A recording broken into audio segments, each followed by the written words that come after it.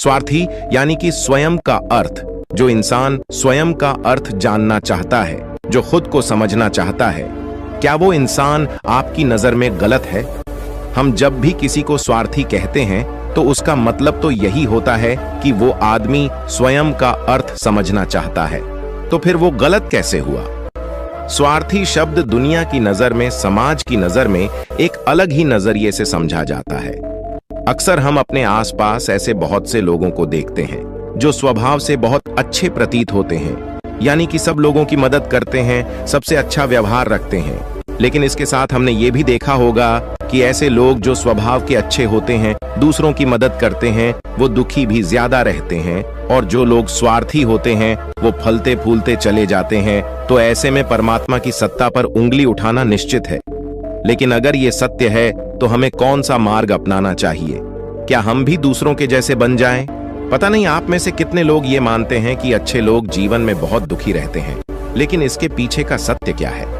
अगर हम इसके पीछे का सत्य नहीं जानेंगे, नहीं पहचानेंगे, तो कहीं ना कहीं हमारा अवचेतन मन भी बुराई की तरफ झुक जाएगा। इसीलिए अपने मन में ऐसे विचार पनपने से पहले इस बात की पूरी सच्चाई, पूरा निष्कर्ष निकाल लें, ताकि भविष्य में आपको अपने अच्छे होने पे पश्चाताप ना हो, दुख ना हो। आज की जो बौद्ध कहानी में आपको सुनाने वाला हूं, उसमें आपको 5 ऐसे तरीके पता चलेंगे जिसके माध्यम से अगर आप कर्म करते हैं तो आप अच्छे कर्म भी कर पाएंगे और दुखी भी नहीं होंगे। एक गांव में आनंद नाम का एक युवक रहता था। उसका भरा पूरा परिवार था। उसके 2 बच्चे थे, उसकी पत्नी थी, लेकिन उसके माता पिता इस दुनिया से चल बसे थे। इसीलिए पूरे परिवार की जिम्मेदारी उसी के कंधों पर थी। बच्चे अपनी पढ़ाई करते थे और उसकी पत्नी अपने घर गृहस्थी के कामों के साथ सारा गाय, भैंस, बकरी इत्यादि का दूध बेचकर अपना घर चलती थी। और आनंद पहाड़ में पत्थर तोड़ने का काम करता था। मेहनत भरा काम था। पूरे दिन काम करता तो रात को थक कर घर पर वापस लौटता। लेकिन इतनी मेहनत करने के बाद भी अगर आनंद को गांव का कोई भी आदमी मदद के लिए बुलाता तो आनंद कभी भी नहीं करता था। उसके जीवन का एक ही सिद्धांत था, अगर मैं दूसरों की मदद करूंगा तो परमात्मा मेरा साथ देंगे, परमात्मा मेरे साथ कुछ बुरा नहीं होने देंगे। आनंद अपने इस सिद्धांत का पालन बहुत ही कड़ाई के साथ करता था। वह इस सिद्धांत पर इतना विश्वास करता था कि अगर कोई बाहर का आदमी उससे मदद मांग ले तो वो अपने घर का काम भी अधूरा छोड़कर उस आदमी की मदद करने के लिए पहुंच जाता था, जिसकी वजह से उसकी पत्नी बहुत परेशान रहती थी। वो अक्सर आनंद को समझाने की कोशिश करती थी कि सबसे पहले अपना काम करो, अपने परिवार को देखो, 2-2 बच्चे हैं हमारे और फिर भी तुम दूसरों के काम करने में लगे रहते हो। अरे अपने घर को तो संभालो, अपना घर संभाल नहीं रहा, दूसरों की मदद करने चले हैं। और जब ऐसी ऐसी बातें आनंद के कानों में पड़ती तो उसके हृदय में कांटा चुभने लगता था और उन दोनों में लड़ाई झगड़ा शुरू हो जाता था। अक्सर उनके लड़ाई झगड़े का यही सबसे बड़ा कारण होता था। लेकिन न तो आनंद अपने आप को बदल पाया और न ही उसकी पत्नी ने उसको समझाना कभी बंद किया। इसी वजह से आए दिन उनके घर में क्लेश होता रहता था। जहां तक उस गांव वालों की बात थी तो वो आनंद के स्वभाव को जानते थे और वो जानबूझकर जो काम आसान भी होता था, जो उनके सामर्थ्य में भी होता था, उस काम के लिए भी वो आनंद को बुलाते थे ताकि उन्हें कम मेहनत करनी पड़े। कहने का अर्थ ये है कि गांव वाले आनंद की इस शिष्टाचार का फायदा उठाते थे, लाभ उठाते थे और सब पीछे से उसका मजाक उड़ाते थे, उसे बेवकूफ कहते थे। ऐसे ही समय भी तरह और एक दिन आनंद की पत्नी बहुत ज्यादा बीमार पड़ गई। आनंद से जो कुछ भी सेवा हो सकती थी उसने वो सब अपनी पत्नी के लिए किया। उसने गांव के वैद्य को बुलाकर अपनी पत्नी की जांच करवाई, लेकिन ये रोग उस वैद्य की पकड़ के बाहर था। इसीलिए उस वैद्य ने कहा कि तुम अपनी पत्नी को नगर में जाकर किसी बड़े वैद्य को दिखाओ तो तुम्हारी पत्नी की जान बच सकती है। जल्द से जल्द नगर पहुंचने की व्यवस्था करो, नहीं तो तुम्हारी पत्नी के प्राण संकट में हो जाएंगे। ये सुनकर आनंद के पैरों तले जमीन फिसल गई। उसने ये नहीं सोचा था कि उसकी पत्नी के प्राण संकट में है। वो सोच रहा था कि कोई साधारण सा रोग होगा जिसका इलाज हो जाएगा। लेकिन जब उसने वैद्य की यही बात सुनी तो वो घबरा गया। अब पत्नी को नगर तक कैसे लेकर जाएं? क्योंकि उसके पास इतना धन नहीं था कि वो अपनी पत्नी के लिए एक घोड़ा गाड़ी करके उसमें अपनी पत्नी को लिटाकर नगर में ले जा सके। उसकी पत्नी की हालत बिल्कुल चलने की भी नहीं थी, इसलिए उसे नगर पहुंचाने के लिए किसी घोड़ा गाड़ी की जरूरत थी। संयोग से उसके पड़ोसी धनमू के पास एक घोड़ा गाड़ी थी। वो अक्सर व्यापार के लिए अपनी घोड़ा गाड़ी नगर में लेकर जाया करता था।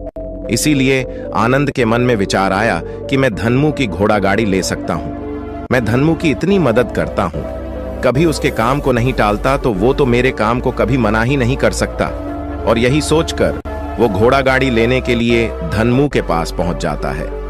लेकिन धनमू बहुत ही चालाक इंसान था। वो बिना किराए के अपनी घोड़ा गाड़ी अपने सगे संबंधियों के लिए भी नहीं ले जाता था, तो आनंद की तो दूर की बात रही। जब आनंद ने उससे घोड़ा गाड़ी के बारे में पूछा तो उसने ये कहकर उसका ये काम टाल दिया कि मेरे घोड़े बहुत ज्यादा बीमार हैं, वो शायद बच भी मुश्किल से पाएंगे।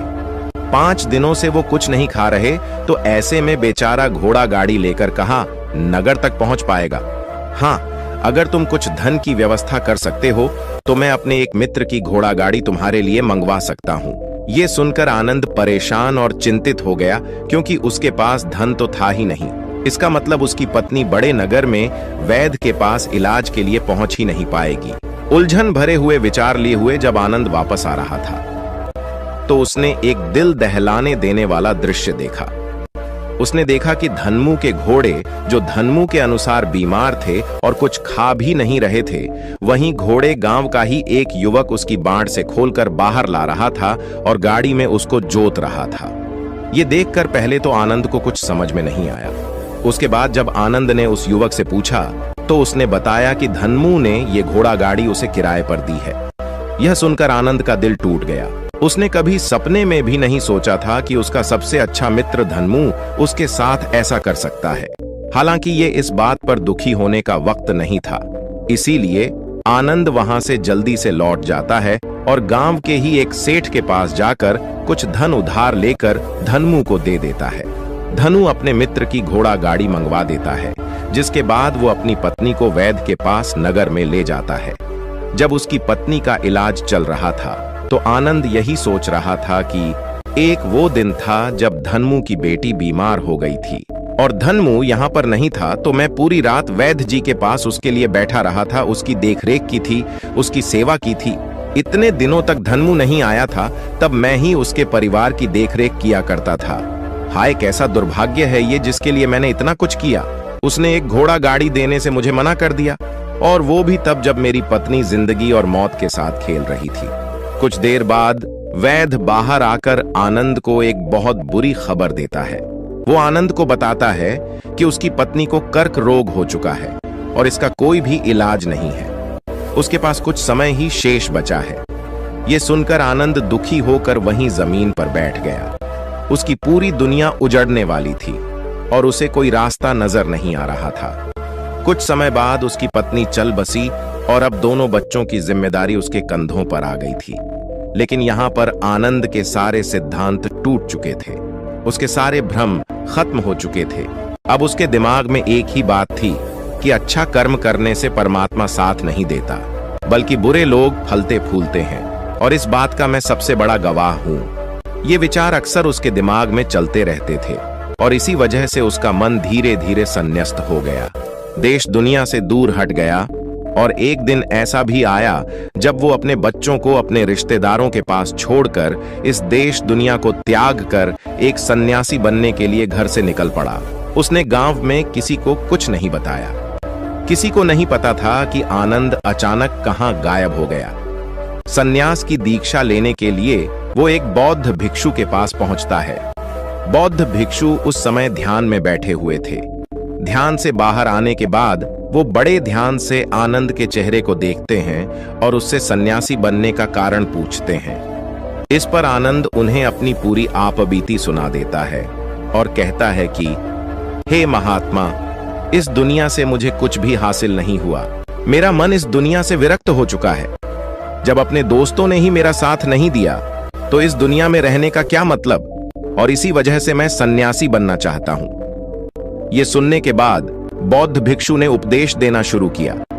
उन्होंने कहा कि याद रखना बेटा, जीवन से विरक्त होकर सन्यासी बनना तुम्हें परम सुख तक कभी नहीं पहुंचा सकता, परमानंद तक कभी नहीं पहुंचा सकता। तुम दुनिया से अपने मन पर एक बोझ लेकर विरक्त हुए हो। तुम दुनिया से परमात्मा की खोज करने के लिए विरक्त नहीं हुए हो। इस भ्रम में कभी मत रहना। तुम संसार से विरक्त हुए हो क्योंकि संसार ने तुम्हें धोखा दिया, ऐसा तुम्हें लगता है। इसीलिए तुम परमात्मा पे कभी विश्वास नहीं कर पाओगे और ना ही उन पर अपनी पूर्ण आस्था बना पाओगे। इसीलिए सन्यासी होने का भी तुम पूरा लाभ कभी नहीं उठा पाओगे। सन्यासी होने का लाभ तब मिलता है जब हमारी प्रभु में, परमेश्वर में, परमात्मा में पूर्ण आस्था बन जाती है। मैं तुमसे पूछता हूं, क्या तुम्हारी आस्था परमात्मा में है? यह सुनकर आनंद कहता है कि हे महात्मा, मैं तो दुनिया देख कर आया हूं कि जो बुरे कर्म करता है वो फलता फूलता है और जो अच्छा काम करता है उसे कुछ भी नहीं देता। परमात्मा उसे दुख ही दुख देता है। इसीलिए मैं परमात्मा पर अपनी पूर्ण आस्था कैसे बना सकता हूं? यह सुनकर उस बौद्ध भिक्षु ने कहा कि यही तो मैं तुम्हें समझाना चाहता हूं कि तुम पूरी ऊर्जा अपनी सन्यासी जीवन में लगाओ और उसके बाद भी तुम्हें फल प्राप्त ना हो तो तुम्हें कैसा लगेगा।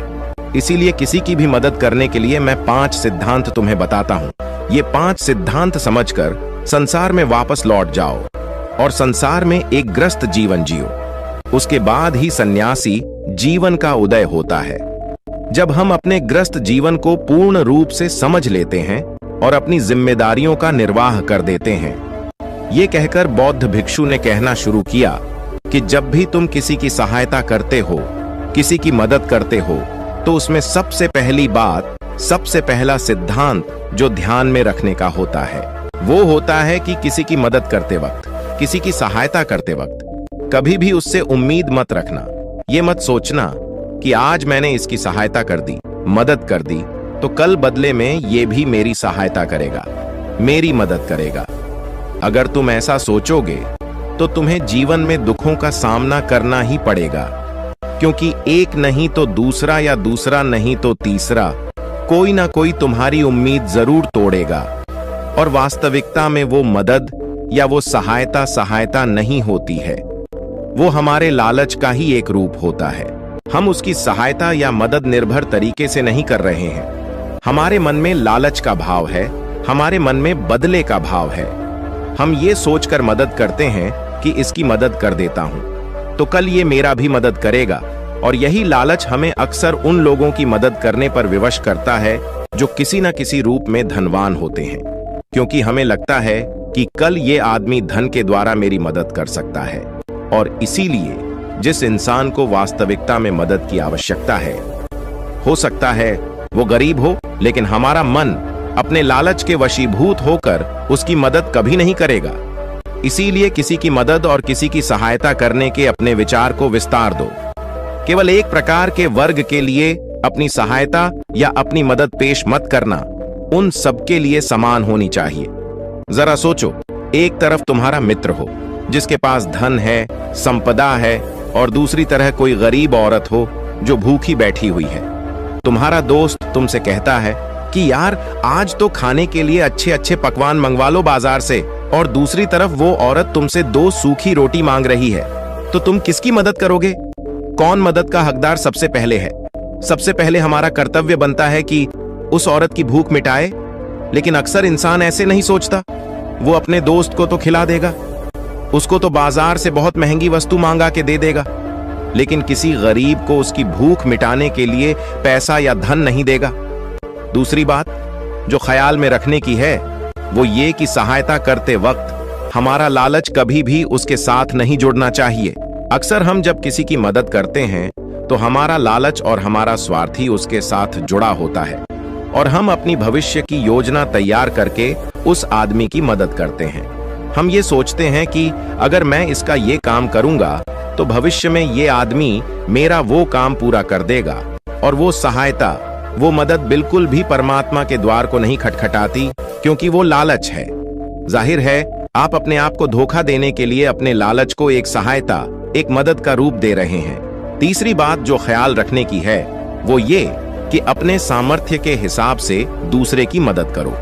कभी भी एक ग्रस्त आदमी को किसी की इतनी सहायता नहीं करनी चाहिए जिससे कि उसका परिवार और उसके बच्चे कष्ट में जीवन बिताएं। सबसे पहला फर्ज हमारा होता है अपने परिवार को सुखी रखना, उनकी जरूरतें पूरी करना और उसके बाद दूसरों की मदद करना आता है।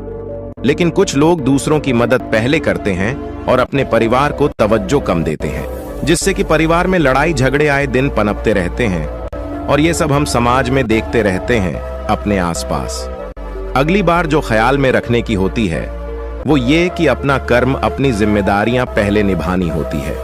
हम अपना कर्म, अपना काम छोड़कर पहले दूसरों की मदद करने के लिए चले जाते हैं और जब दूसरा बदले में हमारी मदद नहीं करता तो हमारा दिल दुखी हो जाता है। हम सोचते हैं कि मैंने तो अपना काम छोड़कर उस आदमी की मदद की थी और वो आदमी मेरी मदद ही नहीं कर रहा है। इसीलिए अपना कर्म सर्वोपरि, अपना कर्म सबसे ऊपर, क्योंकि वही काम करने के लिए इस दुनिया में हमारा जन्म हुआ है। और सबसे आखिर में जो बात समझने की है वो ये कि परमात्मा की मर्जी से ही सब कुछ होता है। हमारा कर्तव्य है अपने कर्म को करते जाना। करनी धरनी तो ऊपर वाले के हाथ में है, इसीलिए जो कुछ भी होता है सब ऊपर वाले पे छोड़ दो। अगर तुम्हें कोई धोखा भी देता है तो ये समझ के चलो कि वो सब ऊपर वाले की करनी होती है। आप ये मान के चलो कि मैं करता नहीं हूं, मैं तो एक माध्यम हूं, करवाने वाला तो वो है, उसके सामने किसकी मर्जी चली। जब ये आस्था, ये विश्वास हमारे मन में पनपने लगता है तो हमारी सारी शिकायतें दूर हो जाती हैं, क्योंकि इस दुनिया में जो भी होता है अच्छे के लिए होता है। जो भी हो रहा है अच्छे के लिए हो रहा है और जो भी होगा अच्छा ही होगा। चाहे हमारी बुद्धि आज वर्तमान में इस सिद्धांत को ना समझ पाए, लेकिन जीवन में कभी ना कभी किसी ना किसी मोड़ पर आपको जरूर ये एहसास होगा कि जो हुआ था वो अच्छे के लिए ही हुआ था। इसीलिए सारी शिकायतें दूर कर दो और बस अपना कर्म करते जाओ। अपने ग्रस्त जीवन को पूर्ण रूप से झीलो और उसके बाद ही सन्यासी जीवन की नींव होती है। इसके बाद बौद्ध भिक्षु ने आनंद को कहा कि वापस अपने गांव लौट जाओ, अपनी बेटियों को वापस लेकर आओ, उन्हें पालो पोसो, अपने बच्चों को वापस लेकर आओ, दूसरी शादी कर लो, लेकिन बच्चों का पालन पोषण अच्छे तरीके से करो। ये सुनकर आनंद अपने बच्चों के साथ अपने गांव में वापस लौट आता है। गांव में किसी को खबर नहीं थी कि आनंद कहां पर गया हुआ था और वो क्या ज्ञान लेकर वापस लौटा है। लेकिन अगले दिन सुबह सुबह गांव वालों ने आनंद के चेहरे पर एक अलग ही चमक, एक अलग ही आभा पाई। भगवान शिव कहते हैं, अगर अकेलापन है तो उसे एक वरदान समझो, क्योंकि परमात्मा ने तुम्हें खुद में सुधार लाने का थोड़ा अधिक समय दे दिया। अब मैं जो कहानी सुनाने जा रहा हूं आखिरी तक जरूर सुने। किसी गांव में एक बहुत ही ज्ञानी पंडित रहता था। एक दिन वह अपने बचपन के दोस्त से मिलने के लिए दूसरे गांव में जा रहा था। उसका वह दोस्त बचपन से ही गूंगा और एक पैर से अपाहिज था। उस पंडित के गांव से उसके दोस्त का घर काफी दूर था। वहां जाने के लिए बीच बीच में कई सारे छोटे छोटे गांव पड़ते थे। पंडित रास्ते में अपनी धुन में चला जा रहा था। चलते चलते उसकी मुलाकात एक व्यक्ति से होती है। वह भी पंडित के साथ चलने लगता है। उस आदमी को देखकर पंडित बहुत खुश हो जाता है। उसने सोचा, चलो अच्छा हुआ, साथ साथ चलने से उसका सफर आसानी से कट जाएगा। बात की शुरुआत करने के लिए उस पंडित ने उस व्यक्ति से उसका नाम पूछा तो उसने अपना नाम धर्मराज बताया।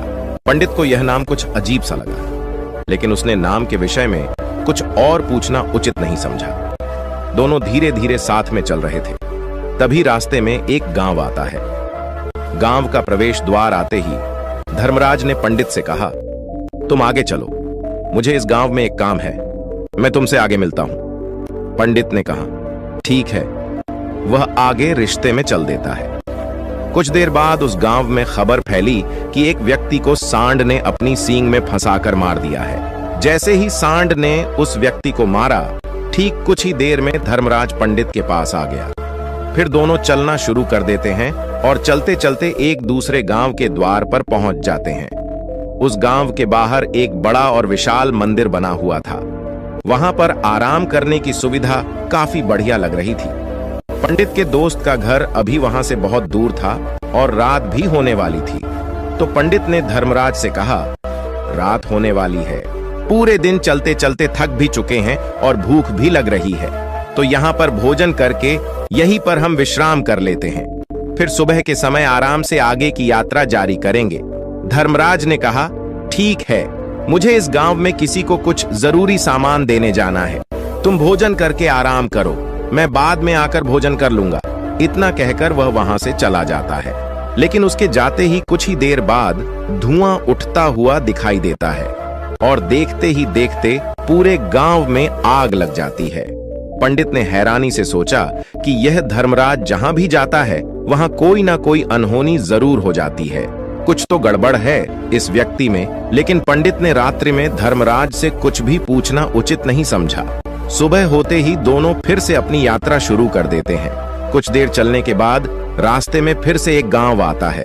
धर्मराज ने फिर पंडित से कहा, आप आगे चलिए, मुझे इस गांव में अपने मित्र से मिलने जाना है।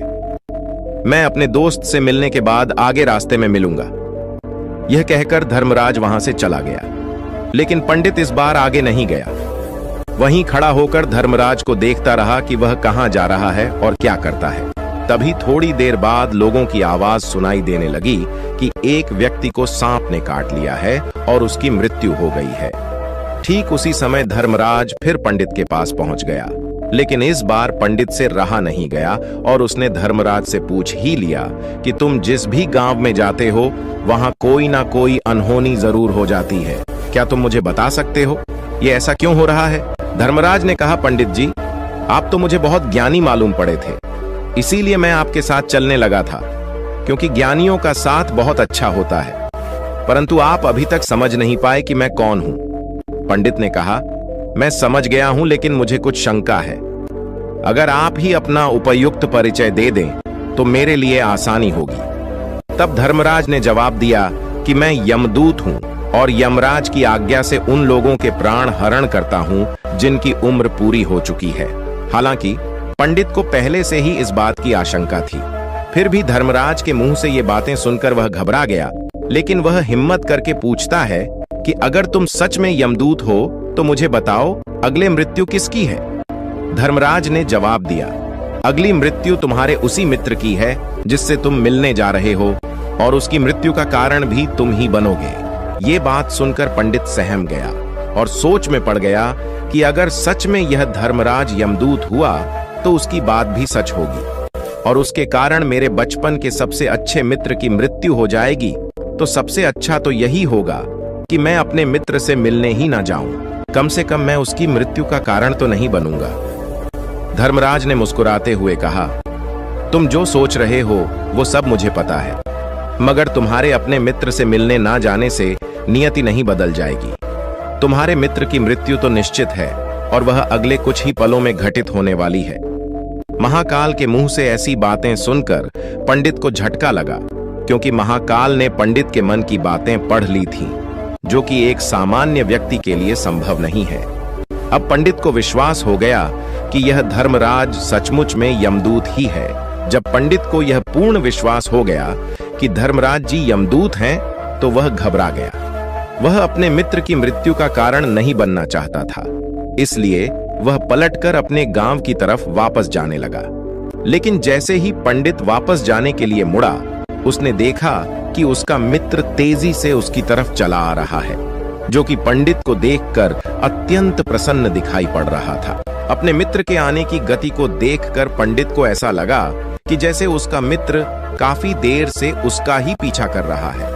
लेकिन वह बचपन से ही गूंगा था और एक पैर से लंगड़ा भी था, इसलिए ना तो वह पंडित को आवाज देकर रोक पाया था और ना ही उस तक पहुंच पा रहा था। लेकिन जैसे ही वह पंडित के पास पहुंचा, अचानक ही जमीन पर गिर पड़ा और उसकी मृत्यु हो गई।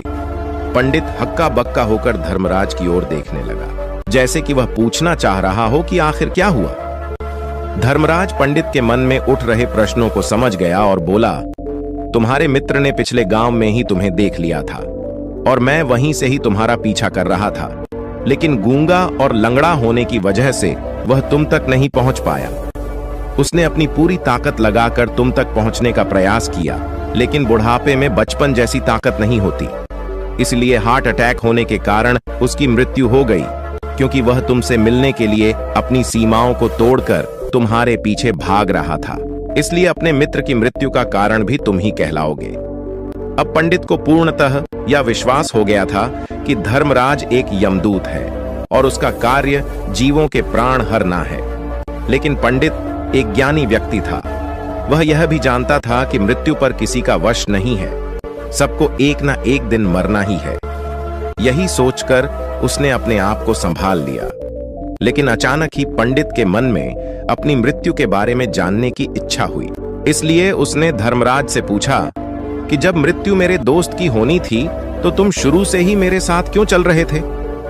यह प्रश्न सुनकर धर्मराज जोर से हंसा और बोला, मैं तो हर पल हर क्षण सभी के साथ चलता हूं, किंतु लोग पहचान नहीं पाते, क्योंकि लोगों के पास अपनी समस्याओं के अलावा किसी और व्यक्ति, वस्तु या घटना के बारे में सोचने, समझने या उसे देखने का समय ही नहीं होता। पंडित ने कहा, तो क्या तुम ये बता सकते हो कि मेरी मृत्यु कब, कहां और कैसे होगी? महाकाल ने कहा, हालांकि किसी भी सामान्य जीव के लिए अपनी मृत्यु के बारे में जानना ठीक नहीं है, क्योंकि कोई भी जीव हो वो अपनी मृत्यु के बारे में जानकर बहुत दुखी हो जाता है। हालांकि तुम ज्ञानी व्यक्ति मालूम पड़ते हो और तुमने जिस तरीके से अपने मित्र की मृत्यु को सहन कर लिया है, उसे देखकर लगता है कि तुम अपनी मृत्यु के बारे में जानकर भी दुखी नहीं होंगे। तो तुम्हारी मृत्यु आज से ठीक 6 महीने बाद आज ही के दिन किसी दूसरे राज्य में फांसी लगने से होगी। और सबसे हैरानी की बात तो ये होगी कि तुम स्वयं ही खुशी से उस फांसी को स्वीकार कर लोगे। इतना कहकर धर्मराज वहां से चला गया, क्योंकि अब धर्मराज के पास पंडित के साथ चलते रहने का कोई कारण न था। इसके बाद पंडित ने अपने मित्र के शरीर का अंतिम संस्कार किया और यथाशक्ति उसके क्रियाकर्म करके अपने गांव वापस आ गया। लेकिन कोई व्यक्ति कितना भी ज्ञानी क्यों ना हो, अपनी मृत्यु के बारे में जानकर दुखी तो होता ही है और मृत्यु से बचने का कोई ना कोई उपाय भी खोजता है। तो पंडित ने भी वही किया। क्योंकि पंडित विद्वान था, इसलिए उसकी पहचान उस राज्य के राजा तक थी। पंडित ने सोचा कि राजा के पास तो कई सारे ज्ञानी मंत्री हैं, वो मेरी मृत्यु से संबंधित समस्या का कोई ना कोई समाधान निकाल ही लेंगे। पंडित यही सब सोचता हुआ राज्य दरबार में पहुंच जाता है और राजा से सारी घटना के बारे में बताता है। राजा ने अपने मंत्रियों को सारी समस्या बताई और उनसे सलाह मांगी। अंत में सभी ने विचार विमर्श करके कहा, अगर पंडित की बात सही है तो उसकी मृत्यु भी 6 महीने बाद ही होगी। लेकिन मृत्यु तो तब होगी जब वह किसी दूसरे राज्य में जाएगा। यदि वह किसी दूसरे राज्य में जाए ही ना, तो मृत्यु ही नहीं होगी। मंत्रियों की यह सलाह राजा को भी सही लगी। इसके बाद पंडित के रहने की सारी व्यवस्था महल में ही कर दी गई और राजा के आदेश के बिना उस पंडित से किसी को भी नहीं मिलने दिया जाता था। लेकिन पंडित कहीं भी आ जा सकता था, ताकि पंडित को यह ना लगे कि वो राजा की कैद में है। परंतु पंडित डर के मारे स्वयं ही कहीं आता जाता नहीं था। धीरे धीरे महीने गुजरे गए और पंडित की मृत्यु का समय नजदीक आने लगा और अंततः वह भी दिन आ गया जिस दिन पंडित की मृत्यु होनी थी। तो जिस दिन पंडित की मृत्यु होनी थी, उसकी एक रात पहले पंडित डर के मारे जल्दी ही सो गया, ताकि जल्दी से वह रात बीत जाए और अगला दिन आ जाए, ताकि मृत्यु टल सके। लेकिन पंडित को नींद में चलने की बीमारी थी और अपनी इस बीमारी के बारे में वह स्वयं ही नहीं जानता था। तो फिर राजा, मंत्री या किसी वैद्य को इसके बारे में बताने का कोई प्रश्न ही नहीं उठता। पंडित अपनी मृत्यु को लेकर बहुत चिंतित था। वह पिछले कई दिनों से ठीक है, सो भी नहीं पा रहा था और नींद में चलने की बीमारी भी तभी होती है जब व्यक्ति ठीक से सो नहीं पा रहा हो। तो उस रात भी पंडित को नींद में चलने का दौरा पड़ा।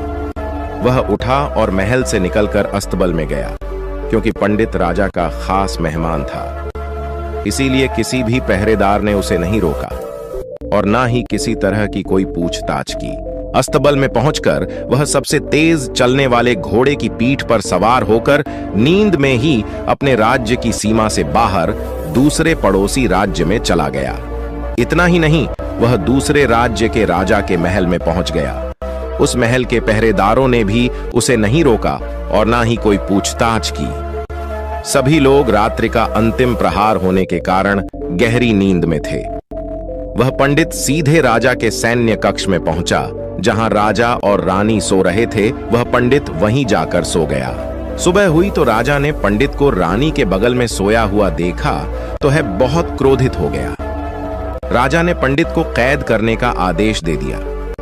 पंडित गिरफ्तार हो गया, लेकिन पंडित तो भौंचक्का था। उसे तो कुछ समझ नहीं आ रहा था कि आखिर वह दूसरे राज्य में और राजा के सैन्य में कैसे पहुंचा। लेकिन वहां उसकी ये सब सुनने वाला कोई नहीं था। राजा ने पंडित को दरबार में पेश करने का आदेश दिया। कुछ देर बाद उस पंडित को दरबार में लाया गया।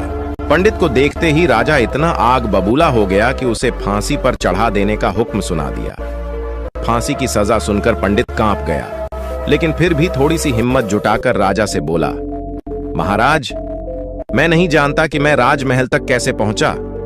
मैं यह भी नहीं जानता हूं कि आपके सैन्य कक्ष तक मैं कैसे आया और आपके महल के किसी पहरेदार या सैनिक ने मुझे रोका क्यों नहीं। लेकिन मैं इतना जरूर जानता हूं कि आज मेरी मृत्यु होनी थी और वो होनी भी जा रही है। राजा को यह बात थोड़ी अजीब लगी। उसने पंडित से पूछा, तुम्हें कैसे पता कि आज तुम्हारी मृत्यु होनी है? राजा के इस प्रश्न के जवाब में पंडित ने पिछले 6 महीने का सारा वाक्य राजा को सुना दिया और बोला, महाराज, मेरा क्या किसी भी सामान्य व्यक्ति में इतना साहस नहीं कि वह राजा के सैन्य कक्ष में राजा की उपस्थिति में रानी के साथ सो जाए। राजा को पंडित की बात में थोड़ा तर्क दिखाई पड़ा, परंतु उसने सोचा कि यह मृत्यु से बचने के लिए धर्मराज और उसके द्वारा अपनी मृत्यु की भविष्यवाणी की कहानी बना रहा है। इसलिए राजा ने पंडित से कहा, यदि तुम्हारी बात सत्य है और आज ये तुम्हारी मृत्यु का दिन है, जैसा कि यमदूत धर्मराज ने तुमसे कहा था, तो आज तुम्हारी मृत्यु का कारण मैं नहीं बनूंगा। लेकिन यदि तुम्हारी बात झूठी निकली तो निश्चित ही आज तुम्हारी मृत्यु का दिन होगा, क्योंकि जिस राज्य से पंडित आया था उस राज्य का राजा इस राजा का मित्र था।